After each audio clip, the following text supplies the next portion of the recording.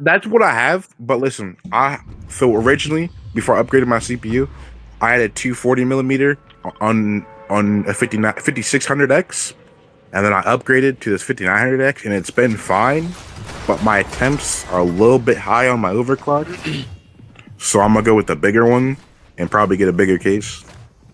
Bro, I think if you don't have a 7900X, AMD ain't even the way to go. Dead ass. Where did this motherfucker come from? The 5900X is perfectly fine for gaming, okay? I mean, yeah. I don't know. Obviously, your AM5 CPU is gonna be faster. Obviously.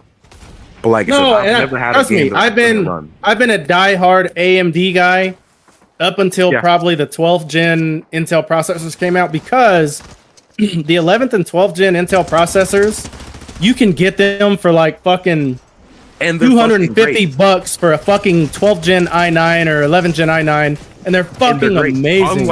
Unlike the 13 and 14 gen that run fucking hot, have been known to fry motherboards and CPUs. My 13900's been great, and I don't even think I have a fancy AIO on here. My i9 14900K is perfectly fine. It all depends, from what I read, it all depends on what BIOS your board came shipped with, and if you've updated the BIOS. Some Intel CPUs are known to draw more power than what the board supports and fry either the socket if you put like the load line calibration setting to the max, then yeah, of course it's gonna fucking fry. Or if you put, I think Intel has taken the market back by storm. With nothing changed, like this is known to happen. I mean, if you put like fucking what's it called,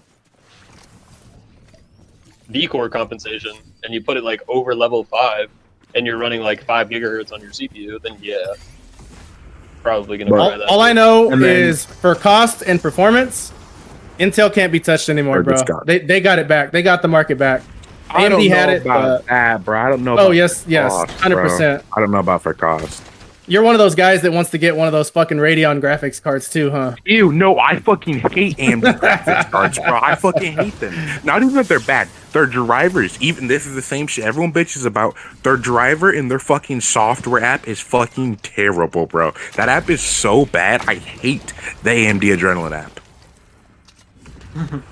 I'd be laughing at their graphics cards. People are like, I'm gonna go spend $1,500 on an AMD card, and I'm like, you are brain dead. They're not bad. No, the AMD cards aren't bad, and the VRAM does help. Like me, I have an 8 gig VRAM card, and sometimes when you look at the benchmark scores, versus RTX, like, they're bad. They're so bad. But it's like the app. I don't get how people get around using the app, dude. My buddy has a 5600 XT, or I'll have to look and check exactly what he has, but he had Smart Access Memory on, which is the same thing as resizable bar on NVIDIA.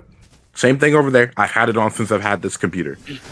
He turned it on, it bricked 3 of his fucking games. Anytime he would boot up Call of Duty, the computer would just lock up. And it's because he had Smart Access Memory on. You couldn't pay me to use an AMD graphics card for free. I have nothing against them, and more recent AMD cards fucking are much better than my 3070 Ti. But yeah, you can't get me to use one. The 4070 Ti will shit on the 5600 XT all day. And that's not even to say the 80 and the 90 series cards either, bro. It's just bad. But hey, their money, not mine, yeah. My rule of thumb is the 9070 XT isn't a bad card either, but you said I like my NVIDIA cards, so my rule of thumb for motherboard compatibility and tuning Intel, and then Intel for CPU, and then fucking NVIDIA for GPU. That's how I've always been.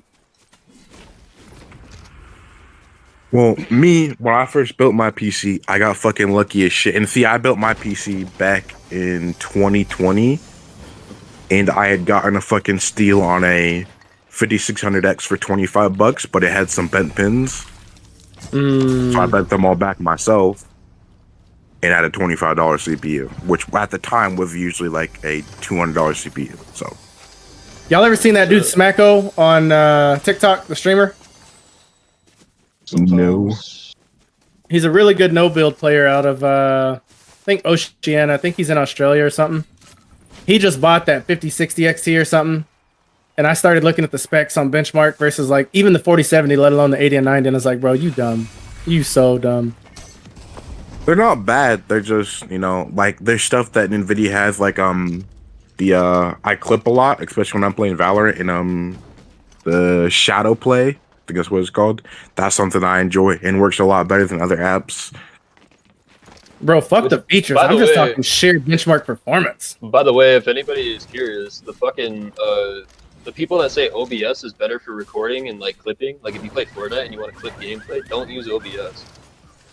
If you have an Nvidia card, yeah, yes, use what? Shadow play. It's lightweight as. Dude, I see people using fucking metal, saying metal is fucking better. Use the Nvidia. They'll use metal with 20% GPU usage, talking about how it's better. Like, shut the fuck up. And that's another app I gotta fucking run when OBS is already up and it's got the memory cache for the clips. Yo, Sigil, that's what you're talking about? You saw what? The instant replay on the NVIDIA shit? Yeah, on the NVIDIA app, that's better to use than OBS. Oh, okay, yeah, much better. And me, I went and OBS bought, like, is a resource hog, bro. It hogs fucking everything. SJ, I got one on me. I popped the shit. If you want to play a game and you want to like prioritize no delay and high FPS, don't use OBS ever. Yo, what about when I stream on TikTok?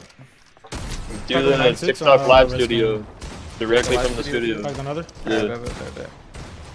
And you can stream. You can stream from the Nvidia app. You can use their studio app. Yeah, with an Shadow Play. With an Elgato, you can connect it. Yeah. And Shadow Play, I believe it has some broadcast functions. I'd have to get up and check. But I don't even use OBS to stream anymore. I'm using the TikTok Live Studio because it doesn't require a stream key. Yeah, exactly. TikTok Live Studio is better if you're streaming to TikTok. Don't even worry about opening like fucking OBS or anything. If you're gonna the thing was, I want to do multi-stream at some point, so I've got to find a multi-stream service that'll like restream to TikTok, YouTube, and Twitch all at the same time. And then I've got to have different formats. I've got to have a landscape format, a vertical format. And that's gonna be a pain in the ass. I've argued this with my buddy. Like, if you're dead set on using OBS, do not use OBS Studio. Do not go anywhere near OBS Studio, bro. That one is so much more resource hungry than normal OBS. I can't remember which one I don't use. Don't use Streamlabs either. Streamlabs, yeah, Streamlabs. Nah, I hate Streamlabs. I agree with that. I tried Streamlabs for a minute. Isn't Streamlabs all web-based anyway? It might be. I think certain parts of it, yeah. Though I haven't touched OBS in fucking years, bro, or even Streamlabs either. I'm a pretty big fan of OBS, bro. I'm not even gonna hold you.